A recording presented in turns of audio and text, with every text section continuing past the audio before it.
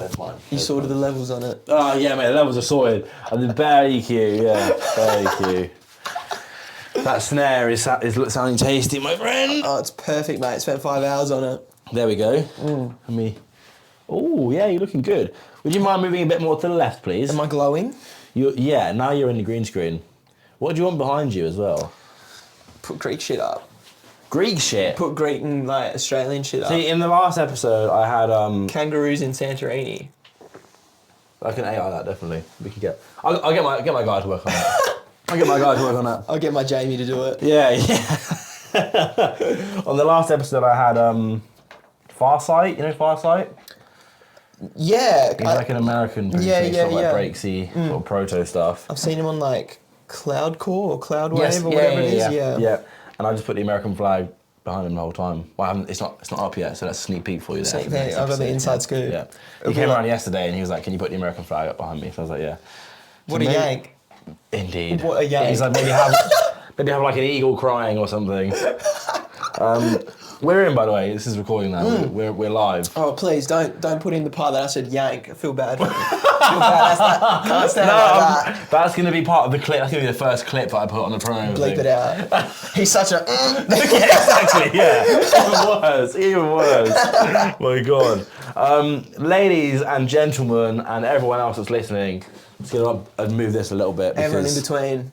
Do you look at the camera or do you look at each other? How do you do it? Whatever you want, mate. Cool. What makes you feel more comfortable? Your eyes. We'll do that. Okay. Let's turn the chairs. Yeah. And just stare at each other the whole time. Hands like this, just like chatting to each other. So that's the thing on YouTube. For the audio only listeners, I have my head in my hands right now. Watching him. We are back with another episode of Chatting Breeze. This week / month / however long it's been since the last episode, I've got the myth, the legend, the Greek-Stralian rude boy. Graustralian. There we go, that's way better. Graustralian rude boy. Doberwoman? Elbarto. One of the two. Simultaneously. Marcos. Let's Am go I allowed with to dox Marcos. you like that? Shall I bleep that out? That's my civilian name, but we'll run it. Your government name. Yeah, we'll run the government name. What do you want me to call this episode? Just hyphenate it, Elbarto, Doberwoman, or whatever. Hyphenate it? Yeah. Or slash it? Slash it. Okay. Get your punctuation. Oh, my bad, man. It's my second language. That's very true. If you speak Australian's your first. Yeah. You're a producer / DJ. Sure am. Who makes... Fucking whatever, honestly. Whatever feels right. At the moment, it's a bunch of techno, but whatever feels right. You started... Was Elbarto your first alias? Yeah. It was, got into it like 7 years ago to make dubstep. Sick. And what sort of dubstep? Like brostep? Yeah, tear out, virtual riot, rhythm. Yes. Headbanging at the front of the stage. Give me some room. Is that what they used to say, yeah? Give me some room. Give me some room, better throw some elbows. I've never heard that ever. But it works. Nah, definitely didn't get into it for that. Got into it for UK dubstep. Because, I don't know, I went to Outlook when I was fresh 18. Went there to see... 50 years ago? Yeah, 50 years ago now. Yeah. BC. I love making old jokes for people to come on. I'm not that old, bro. Almost 30. That's the new 21, I hear. You're right. Yeah, I'm basically 12, so yeah. So I got into dubstep because I went to Outlook when I was 18 to see Young Lean. I didn't even know anyone else. He was meant to play at Outlook 2015. Young Lean had a set at Outlook? Yep. And I booked to see him and Flatbush Zombies, if you know them, the rappers. Yeah.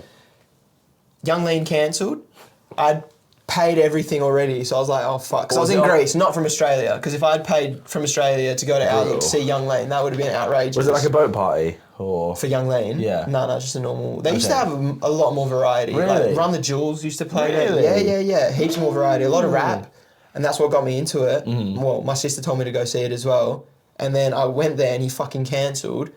And it was just like, oh, sick. So now I'm just going to see Flatbush Zombies for 5 days.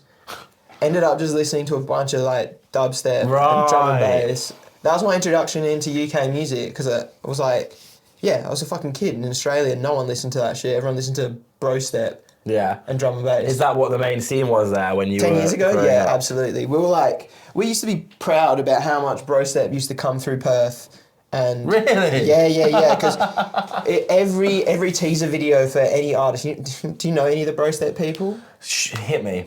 Bad Clat, Megalodon, Blood Thinners. These are fucking insane names. Yeah. Well, we used to be proud about how much. Are these guys all from Perth or are they? No, international acts. Yeah. So they'd be coming through and they'd always be like, yeah, Perth is probably our favourite place to play now in all of Australia. And we're like, Yeah, fucking sick. brostep. And it was just like, oh man, the Snapchat memories that pop up from 10 years ago are just so bad. Like, just the worst shit ever, just mugging out to that kind of stuff. What did... I never understood the brostep thing because I was never really into music at that point.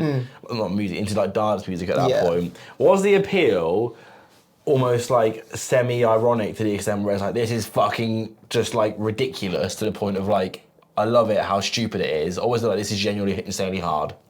I think it was more of, you were cooked and you had somewhere to throw your energy around. Right. And it was the only thing that felt cool and underground in Perth to me at the time. Yeah. Because I was like, fresh 18, like, you don't know too much. Yeah. And yeah, we were just fucking getting around it so hard back then.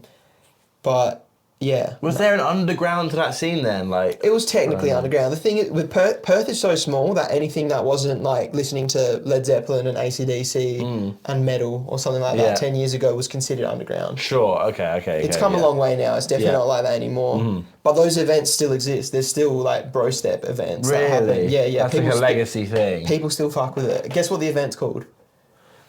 Filth. That's their branding. You're going to Filth on Saturday to listen to some cunt chop rhythm. Just chopping it up. Also, you should do a cunt count by the end of this episode. That's a good point. Maybe I just do the launch reel, just you going cunt.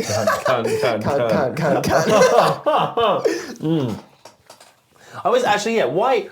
let's touch on that for a moment. Where did the cunt come from? God. Okay, God nice. created cunt. Why is it such a... Because like in Australia, correct me if I'm wrong, like everyone swears all the time. It's pretty filthy. Like having to contain... Filthy, nice, that was a good... Good segue. Yeah. Call back. Swearing in Australia is just so quintessential to the young experience where once you get older and you keep swearing, it's like, man, you need to grow up. Like, you're almost 50 and you're still saying cunt around, like, your wife and kids and stuff like that. It's But like, people do though, right? it's pretty normalised. Yeah. I don't know, it's just a raw expression of emotion. Like, the thing about cunt as well, though, like, it just gets thrown around so much that it means nothing anymore. Yeah, that's it. You take the power out of it completely, right? Yeah. And it's one of those things where, like, I don't know if you have the same thing in the UK, but in Greece we have it where you have a word that isn't offensive anymore. It pretty much means like mate. So like if you're a cunt, it's like, oh, you can't, how you going? Yeah. Whereas, like, yeah. Whereas you'd be like, look at that mate over there. And it's like, it's completely different, you know?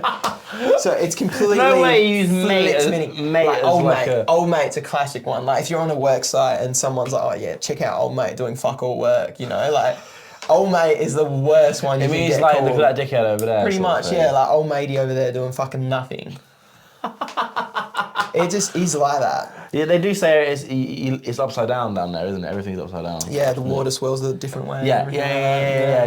Everything is upside down. We like brostep, we don't like normal dubstep. Exactly, there we go. And that's the circle back. So you're doing my job for me, mate. This is fucking great. So brostep, was that your first sort of... Nah, so... You know, let you finish a question. Because I kind of already know what you're going to say. Mate, please. Was brostep your first music digging, right? Like, is that the first thing you kind of got invested in? Was that what you're going to ask? Sure. Should we run with that? Let's roll with that. Because I want to clear up the brostep allegations really early. Let's address the allegations right now, okay? The allegations of brostep. I was young. I was getting cooked and I was having fun. I don't regret it. It was really cringe. Yeah. That's the final statement. So all you lot that are in his DMs hating on him for loving brostep, just fucking leave it out, Just right? leave it out. I've had enough of the DMs. Yeah. Let a man be a man. let him love his brostep. Nah, it definitely wasn't the first thing I got into Okay. though. So it was definitely the vaporwave, SoundCloud rap, Young Lean, like Suicide Boys, Okay. Team Sesh. You're starting to lose me. Really? I don't know that. Damn, I wasn't Xavier Wolf. What year was this? This is like 2012. Yeah, I mean, I was like 12 years old. Damn. You don't know Raider Club? You were 12? Yeah. Oh my god, man. What the fuck? No, you were literally just playing Minecraft. Yeah, I mean, nothing's changed, has it? Like, let's be honest, like... Just running up Minecraft. Yeah, big time. So, okay, so that was your first sort of foray into the more like underground stuff, yeah? 'Cause it was just all over SoundCloud is what I was into. Went on holiday to Greece in 2015 and all my mates back then were skint. They had no money and I was like, I'm bored. Bang, I see Young Lean playing. I'm like, this guy's never going to come to Australia. I better go see him. He's in Croatia. It's up the road. Right. Went to see him and then, Up the road. Up the road. All things considered, it's up the road. Sure. If I drive 14 hours from Perth, I'm still in fucking pretty much Western Australia. Yeah, There's like, that's crazy. It's literally sand, kangaroos, beaches, and bogans. Like, that's it. Bogans, I learned that one. I learned that one. It's a good one. It's a good throwaway word. It's like white trash, I guess. Yeah, exactly. Like rednecks. Yeah. It's fucking bogan. So that was in Greece, or The festival? No. when you got into that sort of music? In Australia. So it was like last year of school. Okay, just circle back. You were born in Greece. Born in Greece until you were 14. And then you moved to Australia when you were 14. Yeah. And then when you were like 16, 17, you discovered this sort Young of music. Lean. Pretty much it was Young Lean. Hey, before that I was listening to like Fucking fly there. AC/DC and shit like that. Got him. AC/DC? Yeah, that's, I mean, you're Australian, you can't not listen to AC/DC. Is that what Australians listen to? Is there a heavy sort of like metal scene there? Kind of, yeah. Maybe not still so much, but like we still, because AC/DC kind of, the main singer, the original singer was from Perth. Okay. We still have it's called Highway to Hell, where they block off Canning Highway in Perth, and it's like a AC/DC festival and like street vendors and shit like that, and everyone has a good old AC/DC Akadaka time. Good old Akadaka. Do you ever visit the Highway to Hell when it's on? I've worked it once, but I've never, because I went and saw AC/DC when I was a kid, but I don't think I'd ever really, it'd have to be a real special moment for me to want to listen to AC/DC. What's your favourite AC/DC track? Thunderstruck. Yeah, banger. Just slowly comes in, like, it's pretty, and a whole lot of Rosie, because it's kind of like... Don't know it. Yeah? Whole lot of Rosie! Can you just keep going? Just keep going. That's about it. I'm going to have to stop myself there, because then I'm going to have to beat AC/DC allegations as well. Yeah, oh my God. All the allegations, bro. You got to chill. Jesus Christ. So, Young Lean. Yeah. Oh, that's what I was going to ask.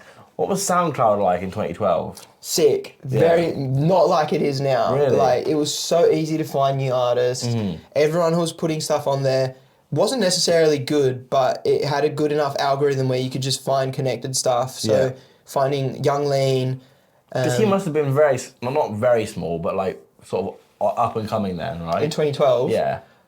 So I think he started around 2012. I probably got into it in 2013. And to be fair, he blew up on YouTube before SoundCloud because his videos were like the classic, like vaporwave, like chopped up green screen kind of stuff. Like, have you ever watched the Young Lean video? Damn, you're missing out. You are missing out. Young Lean, yeah. For me, back then, yeah, dude, he was special. What's the vibe? Kind of like.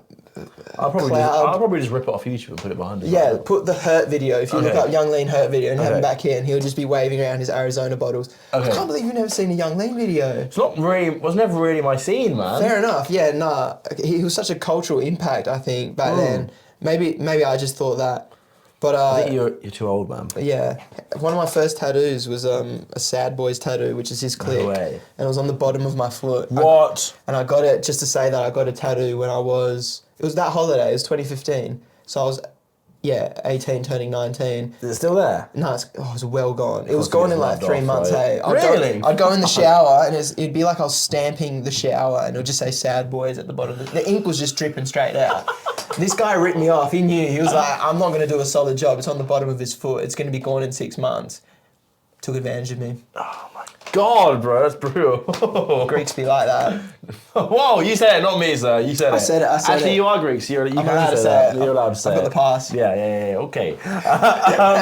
So you're using SoundCloud as like a music discovery thing. Was that you and like your friends that were all sort of in the same sort of scene with that? Yeah. So my core friend group from Perth, it was kind of the classic, you know. You'd go buy a gram of weed, you'd go to a park, you'd smoke it out of a bong, and you just listen to Young Lean, and it's when everyone got their licenses as well, so everyone was just like driving around, just getting high, listening to Young Lean and Bones and stuff like that, and just existing like this fake reality. That's because insane. Perth's not like that at all. Perth's not like rappy or like hood or anything like that. Yeah, you were saying this is like very, very sort of like... So safe. It is a nanny state. Like WA is so safe, heaps of opportunities, no hood element at all. So yeah, it was a wild one for us. You were really like... Seems like 2012 was just a different time, man. Like with that sort of thing. It was more than a decade ago. Unreal to think about now. It was crazy. That is fucking crazy. Were you in any way like contributing to that scene, or were you just consuming it? Not at all. Full of consumer. Yeah. I didn't even care about DJing or producing at that time. I was a full consumer. Yeah. I was an emotional 18-year-old. Come on. All the hormones were running, and Young Lean was spitting some emotional shit. He was talking about how much better life used to be. You're so right, bro. He spits real truth. He's raw, isn't he? He's fucking raw. So yeah, seeing him at Outlook was very important to me, and he fucking cancelled on me. Can't believe that. That was the moment then when you went to Outlook and he cancelled, and you got the chance to experience other music, when you sort of started thinking about the more dance music stuff. Yeah. And then you got into the brostep. I'm just trying to like timeline it in my head. So pretty much go to Outlook, experience all this music. Seeing like I saw Corrupt FM before I'd even seen the show. Like really? Yeah. Like, were they at Outlook? Yeah, they were pulling people up on stage, and I was like, "What's going on right now?" Like they were pulling normal patrons onto the stage. The security, like, what the fuck's going on here? We've got a stage invasion. Like it was chaos. I remember. That's insane. And it wasn't just Corrupt FM as well. It was like Big Nasty, Corrupt FM. I think Shorty from BBK. Like there was a bunch of MCs just causing a ruckus at this festival. Oh. And yeah, after that stint, I go back to Perth, and it was my first time doing pills as well there. Right. I go back to Perth. I'm like, boys, music and MDMA is where it's at. Boys, listen here. Guys. Hear me out. So then I kind of steered my group into going out and doing pills and like listen. Yeah, you were a great influence. Yeah. I was great influence me. Yeah. And then I was like, what the fuck is similar? And I just saw the word dubstep, and I was like, well, I was listening to dubstep in Croatia. Yeah. Let's go to these events. And it was brostep, but so it wasn't the dubstep you were listening to at Outlook. No, not at all. Yeah. Like at Outlook, it was like loafer, Mala. Sure, okay, like dubstep, yeah. Proper dubstep, yeah. And then I go back to Australia, and it's like, yeah, all these fucking like Virtual Riot and heavy brostep shit. But you got into it because you were. Was it all you had available to you? Not only that, like let's be real. When you're 18 and you're first taking MDMA and stuff like that, you just want to have fun. It doesn't really matter. It doesn't really matter. Playing. You can see anything. Yeah. And we were just going to these events and just having a good old time. Yeah.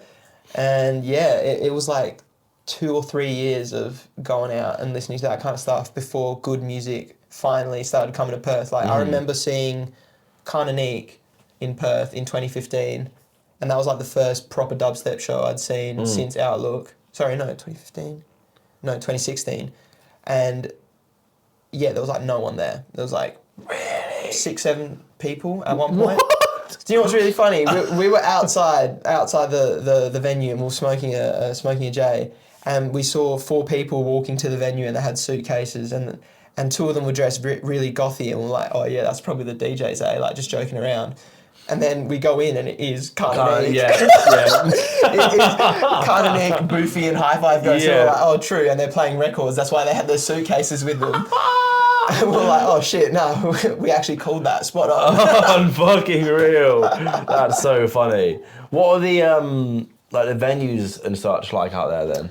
No good sound systems, Yeah. which is terrible. Like, especially if you're spoiled with Outlook, or what's the sound system tonight again? Firmly rooted. Yeah, exactly. If you got firmly rooted Sinai, is it Eyes Down? No, that's from New Zealand. Scotland Yard, that sort of thing. If you're used to these kind of sound systems and you come to Perth and you're just listening to like a big monitor and subsystem, pretty much. You know, I couldn't even brand it. Like it's not void. It's not void. Like it's pretty whatever. Is that mostly what it is then? It's just very like sort of stock. Yeah. Like unless you're going to like a 200-person event. Mm-hmm.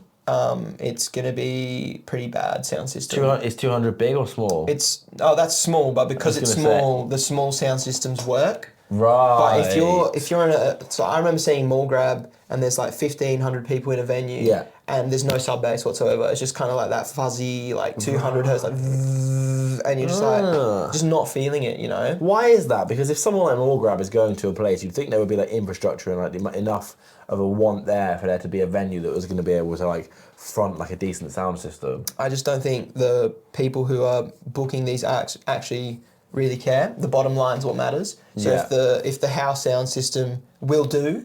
Yeah. And also the other big thing is that like punters don't actually know what is a good sound system. They just think loud is good. Yeah. If you get out of that place and your ears are ringing and the high end has just been clipping all night and the bass has just been fuzzy as fuck all night, but you can't hear. That was fucking sick, bro. Literally, loud is good. I think that might be the bottom line. Like punters don't know the difference between clarity and loudness. Not like us, bro. We're fucking locked in. Yeah, man. The Bristol Elite. Yeah. BS2, mate. God, don't dox me, bro. Don't dox me like that. I don't live in BS. I live in BS7, BS7. It's BS7. I'm dyslexic. Yeah.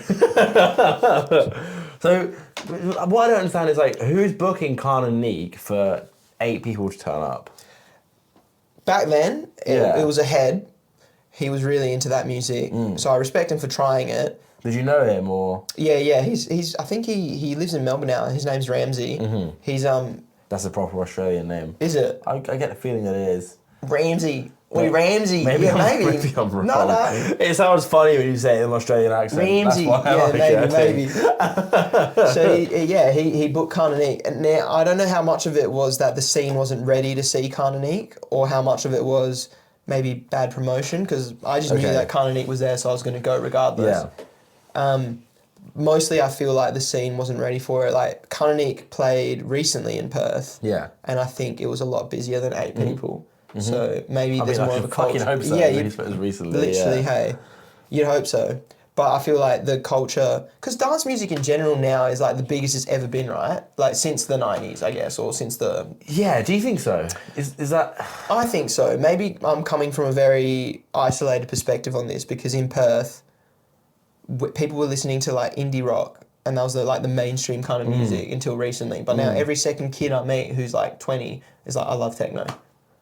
But we were saying this earlier, it's like, there's dance music in the sense of like the more commercial stuff, and then there's dance music in terms of like the rave scene, and like the stuff that's actually like happening and like pushing things forward, which then in turn, like after an amount of time, has an effect on the more commercial stuff. But like you say, like, it takes a while. Like, do you think that it's the underground that's increasing popularity, or do you think it's the more like mainstream stuff? Like, I don't want to name names because I know that all these like yeah, exactly. Beep. All these multi-million pound DJs, they're all listening to the podcast, right? Exactly. So I can't name them personally. Yeah. But, you know, like, which one of those is getting popular, or do you think they become popular almost like together?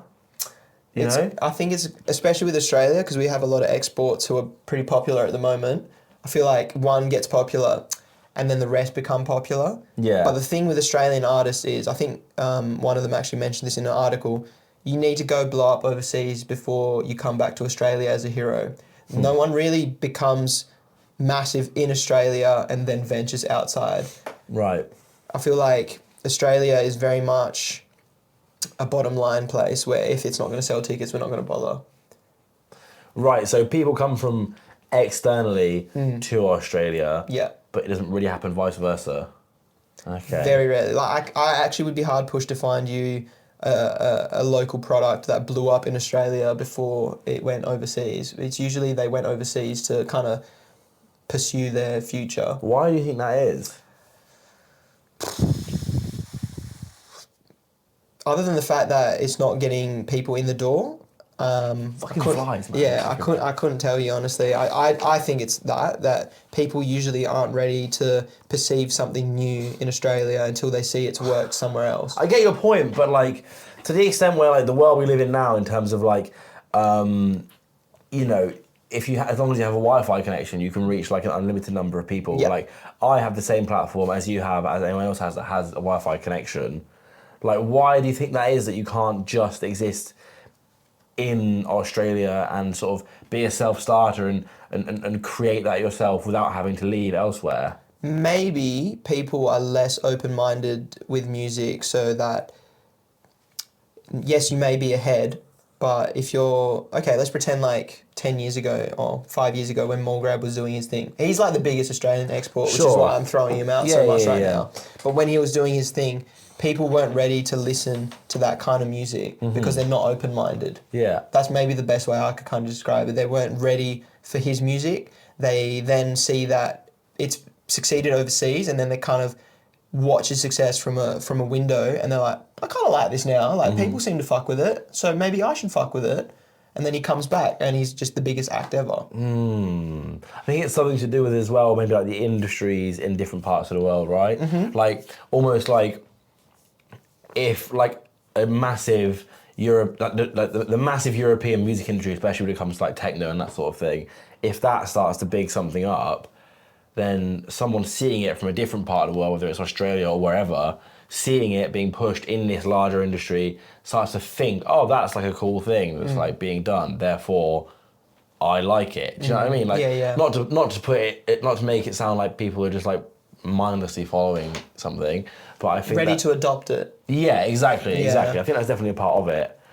Where do you see, like, do you see that changing at all? Like, you've been operating within like the sort of dance, like you've been like engaged in that, in like the dance music space in Oz for like what, like a decade maybe, would you say? Like 8-9 years? Actively like adding to the scene, I'd say 5 years. Sure, but like being an observer of it, right? Oh, like, yeah, like a decade. Do you see that attitude changing at all over that time, or? Yes.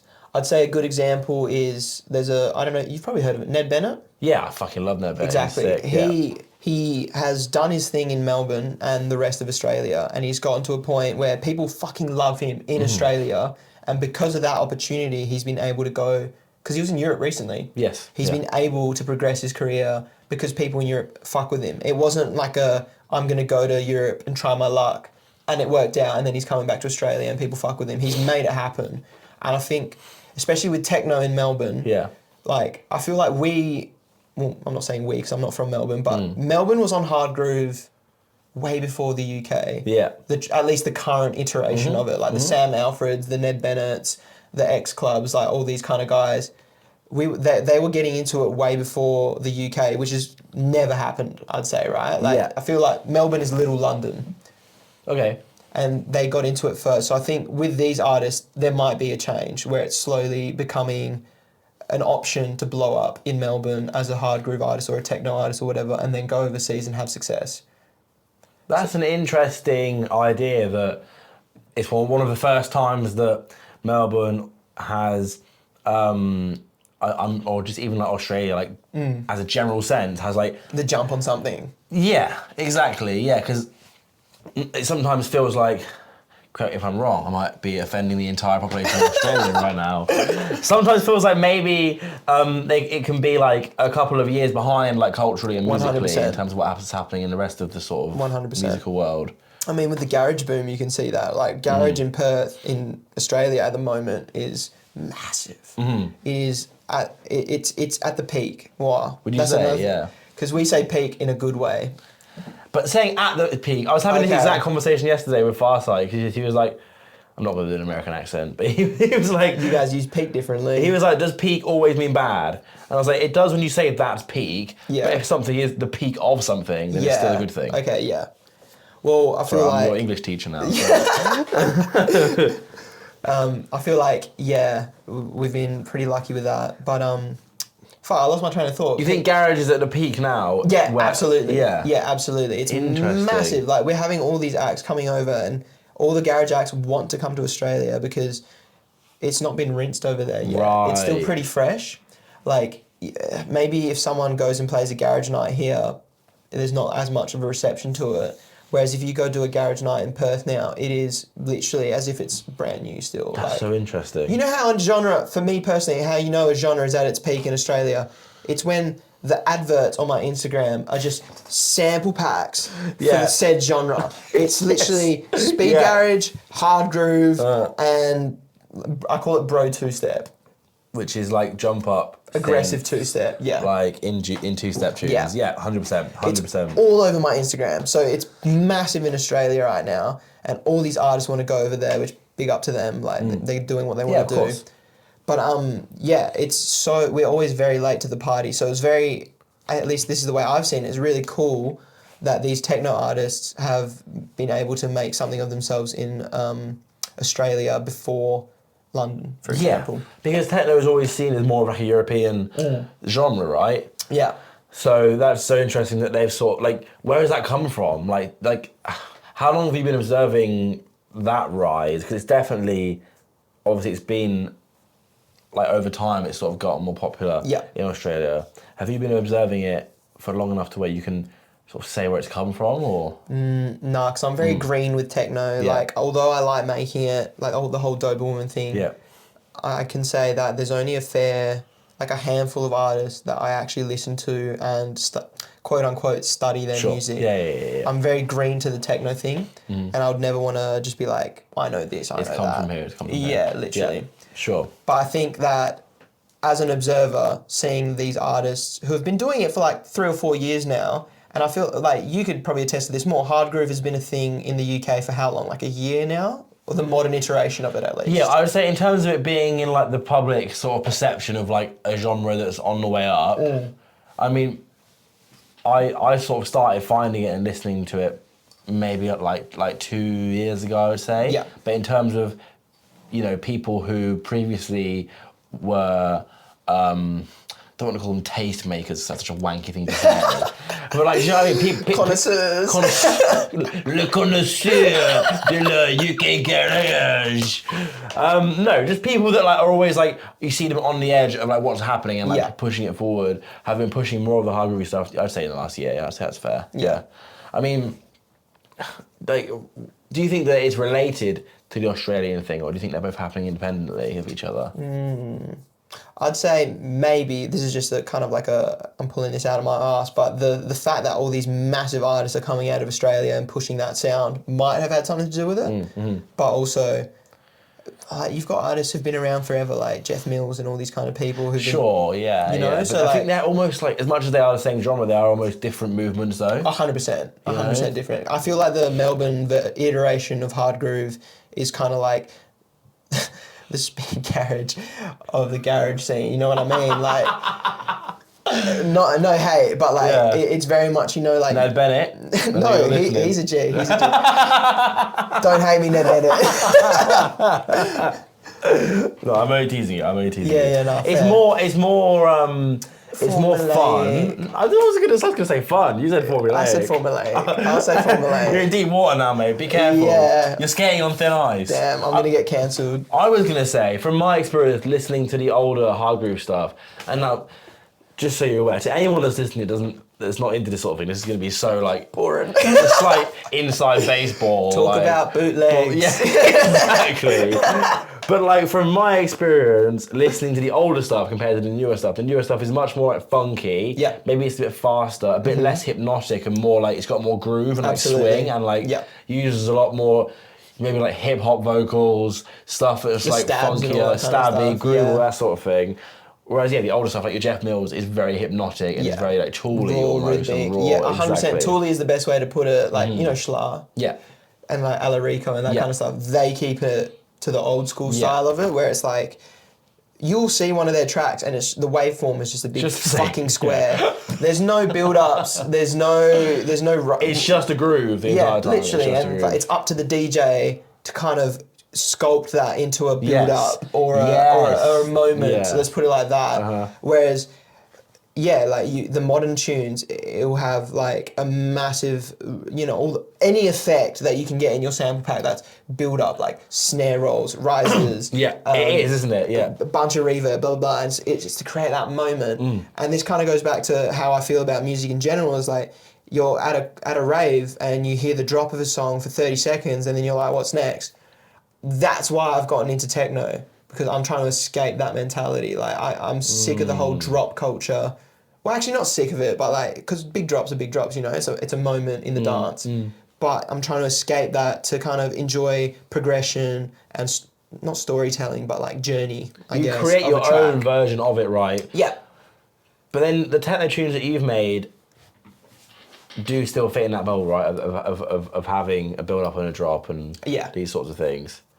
But I can see what you mean by, it's an interesting one. Like, do you think that's a kind of, not a new phenomenon, but do you think that that's come, like, I guess the right question is, like, when do you think that started, the whole, like, music becoming, not music, dance music becoming sort of like build up, drop, build up, drop, build up, drop?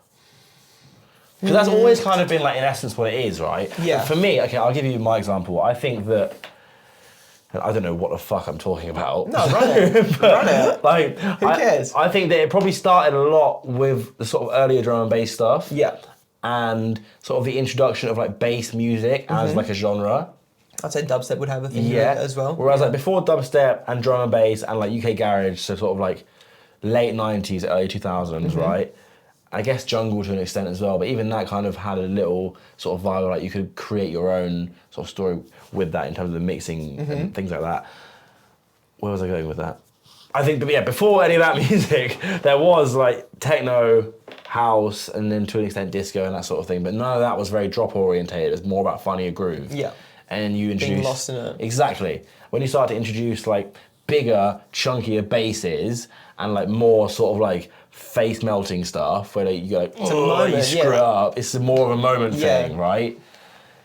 What do you think the impact is that's had then? Because that's been if we use that as a starting point, happening. If we use that as a starting point, that's been going on for what, like 30 years, like 25, 30 years. Yeah.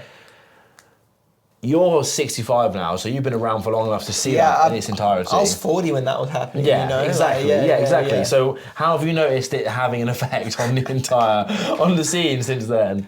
It's the same thing with like the whole attention span thing, right? Because like if you're listening to a tune because it's just that one moment that's important to you, as someone who was listening to brostep back in the day, which is the epitome of a moment, where it's like that big fucking drop. Doesn't get much more like momenty. Literally, it's like special, it's emotional, it connects with you. It's fucking deep and real and authentic, mate. So with that kind of music, when it becomes just about that one moment, then what's the point of writing a 7-minute tune if it's just about the first minute of a track? So I think that's the general impact on it, because like if you're making a track that has a sick drop and then what's next? That feeling of what's next isn't what someone should be thinking in a dance. Someone should just be listening to the music and being like just lost in it, and what comes next should just happen slowly and like it just kind of takes you off guard, but it's not like a hard cut, That's really, really interesting, I think. And like, it maybe slightly explains why we're seeing a resurgence in the more techno-y stuff now, is because that sort of like build up, drop thing has been going on for so long now that maybe people are starting to look for something a bit different. And I think that the people that are going out, the sort of audience of like ravers is starting to change a bit as well, due to like COVID and all these sort of things mean that people that, I always find that like since COVID, it's a matter of like, it's difficult because there's less people going out since COVID. Sure. I think that's undeniable. But I also think that that's because the people that went out before COVID that maybe didn't really want to go out but just went out because their friends were or because that's what everyone was doing, they don't really do that anymore because they realise they don't have to, which is great, obviously. Yeah. It just means there's less people there, but it means that the people that are there are more invested in it and they're not just there for like, just for like a laugh. They're like really into the music. And that means that people are starting to think about things sort of in a different way, and how the crowds are reacting to different things. they say that, and then on the other side you have like the whole like bootleg thing, the whole like the fact that it seems like the scene is going in completely this other direction where like it's just becoming more and more mindless. Yeah. Like, do you see those two avenues as like separate scenes? Because like for the most part, like there are some people that play both sides of that, you know? Yeah. And there are some people that are very hardline on sort of either. Yeah. I think the two factions that you've mentioned is pretty much like they are working, I won't say working against each other, right? But I'd say that the more progressive and not drop heavy and more sought out scene versus the bootleg scene or whatever, right? That scene now exists as a reaction to that scene, to the bootleg scene, just to be more clear.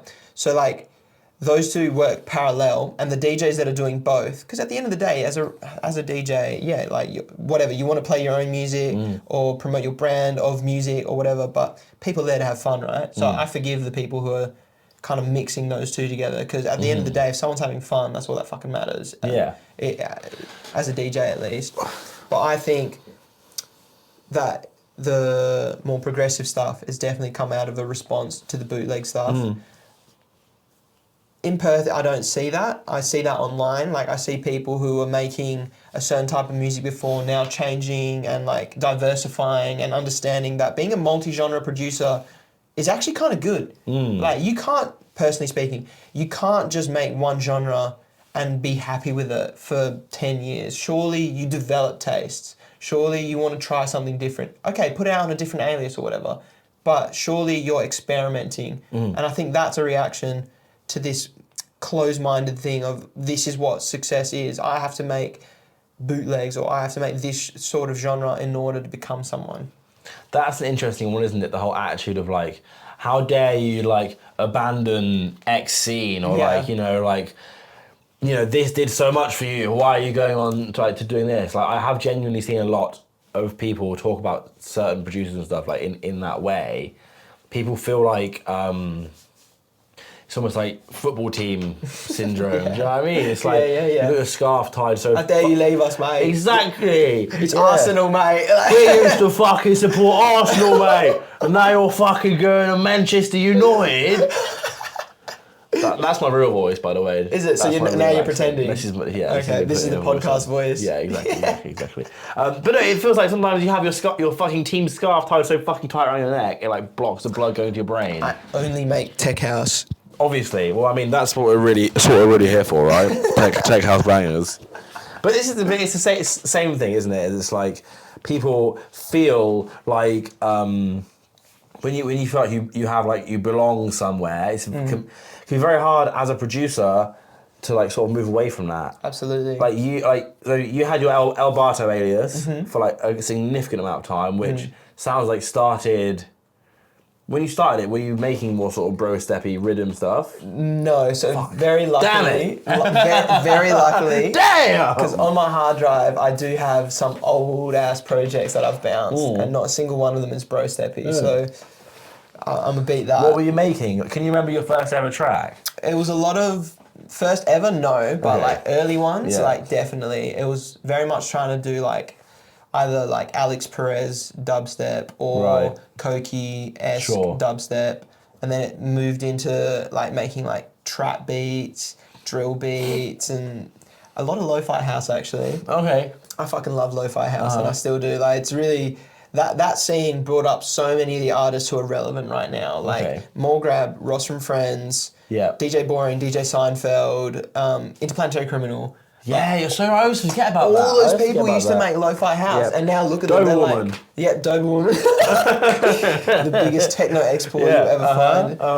All those people used to make lo-fi house, and like, I still love that music. Like, there's a lo-fi house mix on SoundCloud that is still my favorite mix ever today. Really? The moment I press play on that motherfucker, it's gonna make me feel so good. Like, regardless of what's going on, like if I'm sad, if I'm happy, whatever, it's just gonna mellow me out. Who's it by?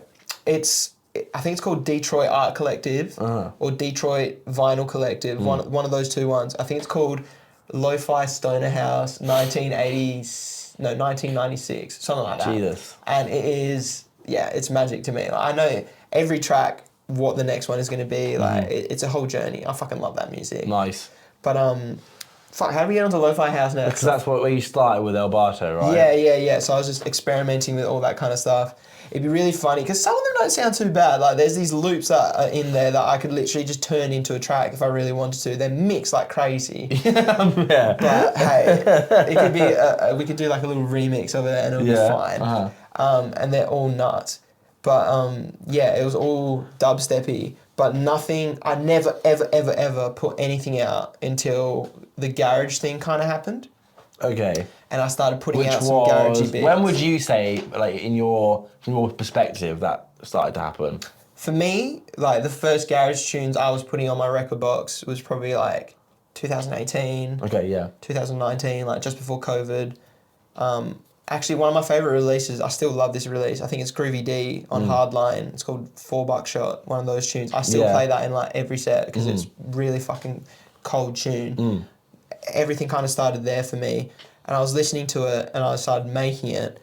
And then my first EP ended up being, because I corrupted the fuck out of my computer, like my hard drive, literally I just deleted it. It was, I nuked it so hard. I think I surged my power supply, which cooked my motherboard, which cooked my... Downloading too many pirated sample packs and things. Sylvester, what's his name? Jeremy Sylvester. Yeah, USB Garage Pirate Bay. The USG one, USB Garage sample pack. I was getting it off Pirate Bay and then boom, Trojan. Yeah. That's right. That's the whole point, isn't it? That's what you pirate things. Yeah. To pirate music. Yeah. But then I fried my hard drive, but I had 5 tracks that were still... They were like 80% done. And I was like, fuck it, I'll just send it to a label from Perth, like a small label. Yeah. And they were like, yeah, we love it, we'll put it out. And then I never put out music before that. They gave me a lot of confidence because I sent them something that I considered 80% ready and they were like, yeah, this is like cool shit. Right. And that just goes for any producer. You're never going to be happy with your 100. Like, you're never going to get to 100%. Like, you could, but you're going to get to a point where you don't like the fucking tune anymore. You're going to have moved on from that sound completely. Literally, hey. That's the other thing with putting stuff out with labels that are long, because, like, I've got some tunes that have been with a label for like a year and a half now. Go on, name and shame. Name and shame, boy. It's bleep. No, yeah, I'm not gonna, I fucking hate those guys. I'm not gonna air them out because like they're still good people. Yeah. But everyone's got shit going on in their life, which is probably why it's not come out. But it's been a year and a half. I don't even like that music anymore. To be sitting on. I never understand this, right? Because I know labels as well that behave like this. Maybe we're talking about the same label. You never know. Such as is it?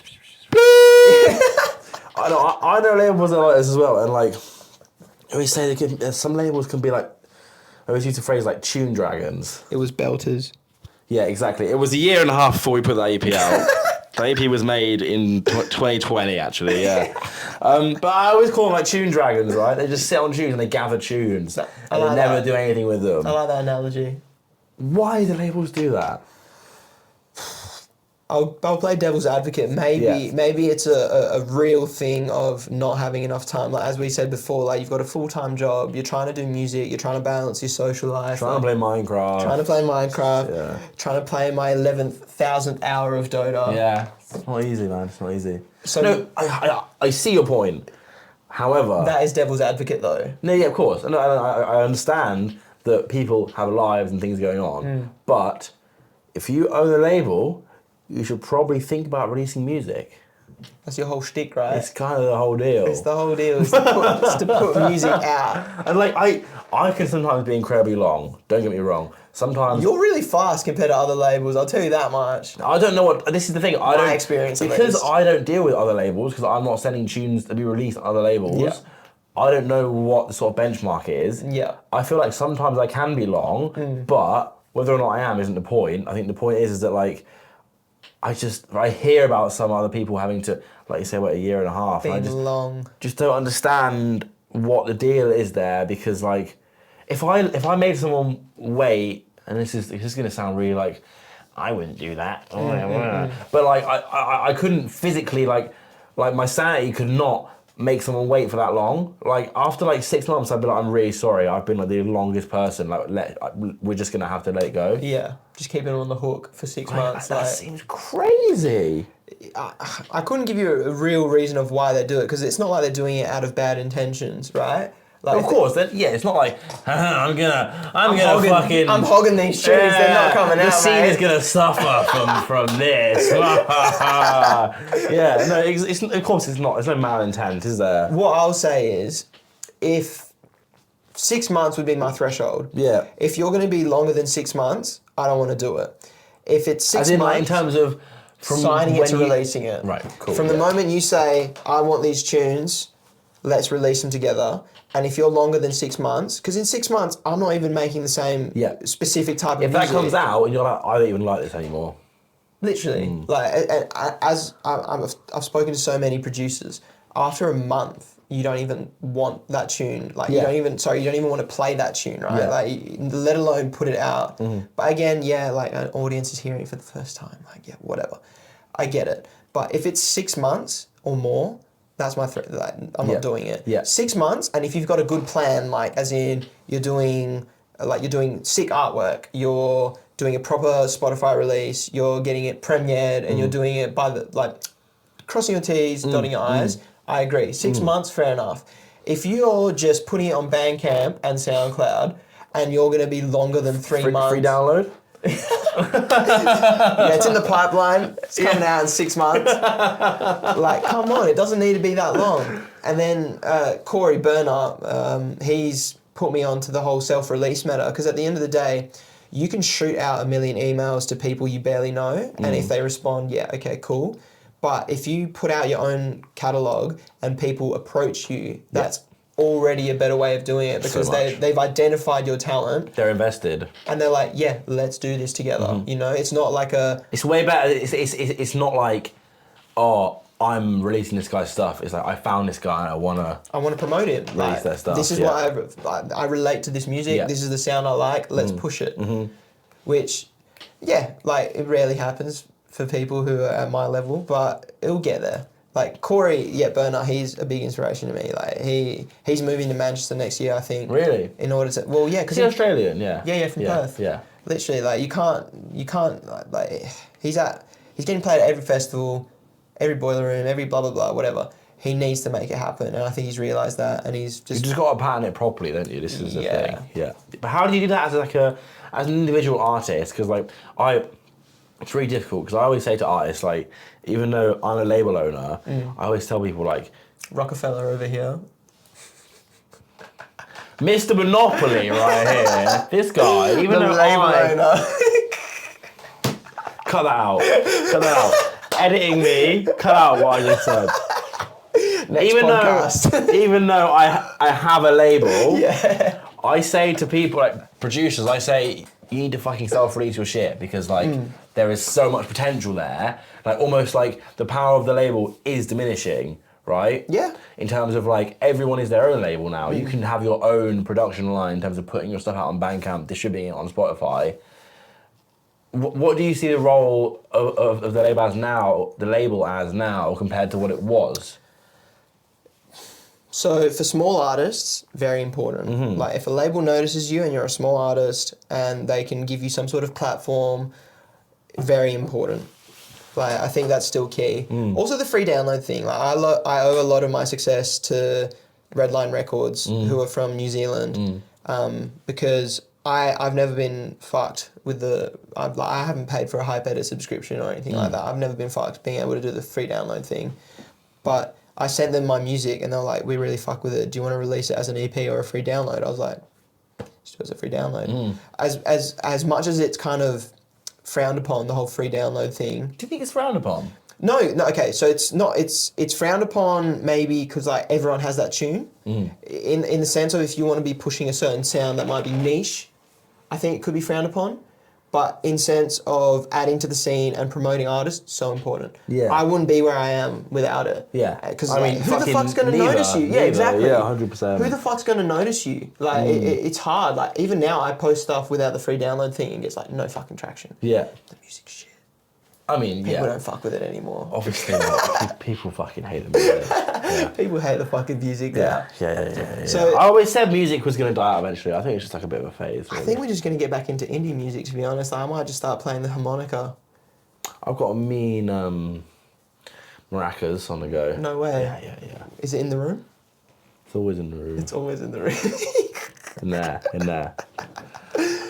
Where were we? The label thing. So yeah, I think they are still very important because they are pushing a sound and they're curating an audience for this artist. Like, I think like, it's like... Go for it. Sorry. Spill the beans on it. I'm about to spill the beans. I think it's more about like, if you get the press right, Yeah. like for many artists, they don't know how to quite do the press side of it and how to get the tunes out to people. That is and so that side true. of thing. Yeah. I think that's the important thing. Less so about the actual release itself, more about the network that the label can provide to you. Yeah. You know? You got to be strategic with it as well. Big time. I've released with people a Madrid label called Noise Pollution Records. Yeah. And that I really fuck with the other music they release, and I was like, they're not the biggest label, but it doesn't matter. Like, who the fuck in Madrid is going to listen to my music? And because of them, people in Madrid listen to my music now. You know, it's that network, and they put in the effort. Like, they did all the artwork correctly. They promoted it correctly. I hate promoting my music. I put up a story the other day of a SoundCloud clip. 10 minutes later, deleted it. I was like, that's cringe. Really? I hate it. I've never put up like a work in progress post. If I have, I've probably deleted it. Like Bro, you've got to be shameless, man. I have shame though, because at the end of the day, like you just, I hate pushing stuff on people. You should start setting your phone up in your kitchen, standing in front of it, turning the camera on, and then dancing like that, and then putting your tune over it and saying, have I just made the song of the summer? Have I just ended music forever? Yeah, did I just complete completed music? it. Yeah, exactly. I've completed music. You should start doing that, mate. I could do. I'm pretty shit at dancing, but we'll give That it a crack. helps. I would say that Does helps. it? I'd say that the more helps. cringe, the better. Yep. It's just about that little clip of music, though. If people like it, they like it. Have you ever thought about doing that in terms of... Because it feels like... I'm too old. But you look like a 14-year-old. Yeah, like, but it I doesn't feel matter. old. As we said, I'm 65. But you look so young. Very blessed with that. You've It's got like- Benjamin Button syndrome. Yeah, I've got Benjamin Button syndrome. Me and Brad Pitt go way back. Yeah, you're fucking like this, mate. Yeah. I think... Have you never thought about, like, as an individual artist, like, fucking hell, why don't I just go, like turbo social media and just, like... I don't want to use the word selling out, but have you ever thought about it? Yes, because I've got different influences in my life, and one of my influences is my sister. She used to be like a... She's an influencer. No, she's an influence... Okay. The word is not polluted. Okay.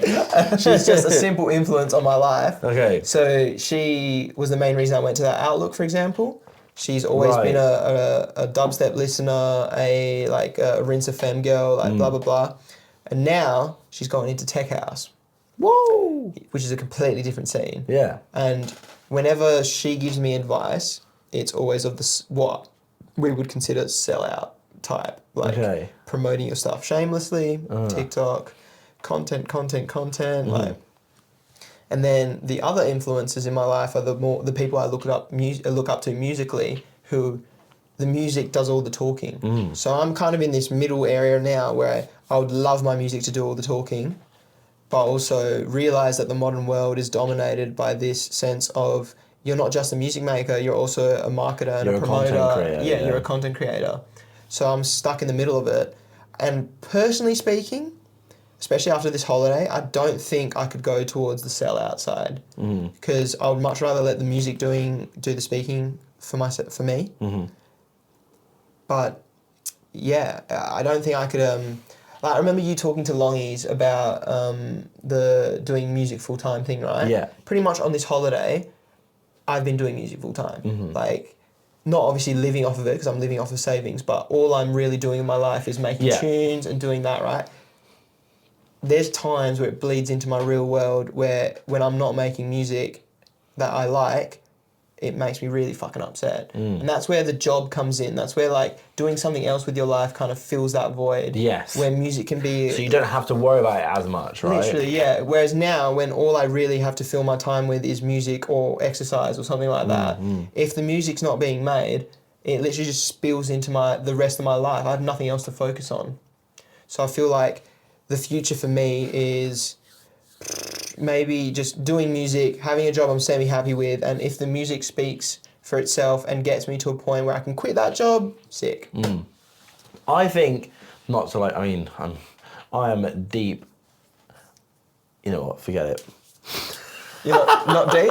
I was gonna say, I think your music will speak for itself because I genuinely think that, and I'm really gonna have to climb out right now, but like, I think that that's what I was trying to say before. I think your tunes will, if you keep at it, it's gonna strike something because it is hitting that sort of niche. Yeah. And I think that there is an audience for that, like you say, like in Australia and over here as well, and like you say in Madrid and all these sort of things. But there's a question of like, do you want to do it full time to get there, or do you want to, like you say, have something else on the side that sort of gets you to that point? I think the safe side of it as well is not having all my eggs in the one basket, right? Like, but then the other side of it is if you don't give it your all, is it going to happen? This is, You know, like it's so the you always think dichotomy like, of it. fuck, like I need to be like working constantly, otherwise I'm never gonna get there. Yeah, I think that for my mental health, it would be better to find something I genuinely enjoy also other than music and do them simultaneously. Yeah. And if whatever works out, works out. Because at the end of the day, I don't want to be like a 50-year-old DJ. Still trying to make it. Not even trying to make it, like, what if that... This next free download, man, it's gonna do it. It's gonna do it, I can feel it. No, but even like a touring DJ, like imagine if you're a 50-year-old DJ and like you're just making like 2K a show, for example, right? Yeah.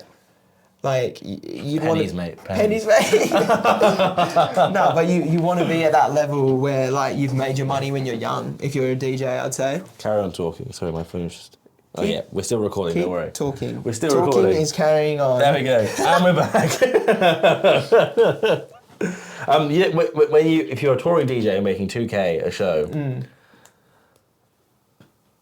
what you were saying something? No, so like essentially, I want to end up in a spot where music's not everything. Yes, because at the moment music is everything. Yeah. And because music's everything, when music's not happening for me, it fucking makes me miserable.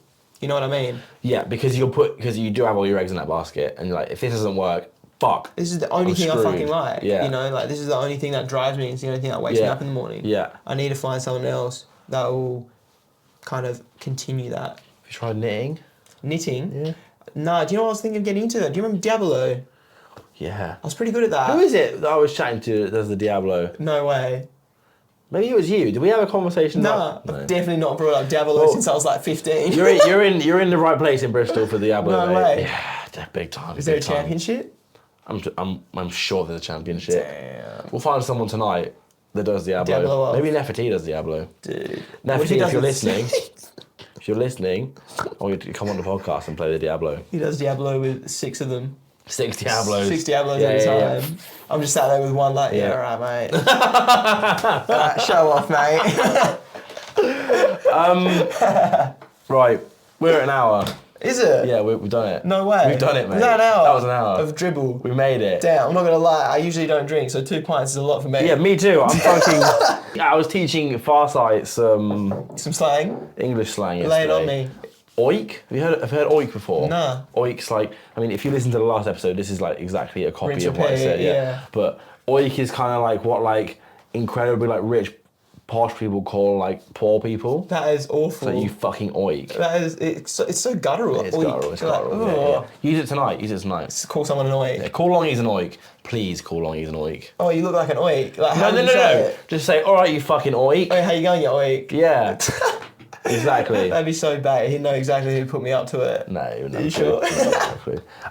Any closing remarks before we land this plane? Closing remark. I don't think I said cunt once after Since we said started the cunt count. after we started the cunt count. Oh, Funnily enough, shit, I you're subconsciously just blocked the word cunt out of You my decunted the whole I episode. completely decunted the episode. Closing remarks. I don't know. We keeping it real, bro. Like music life, man. Music is live. Music is life. Thank you for listening. I hope everyone cringed at that. Boom! And we're done. Thank you. Goodbye. Big up.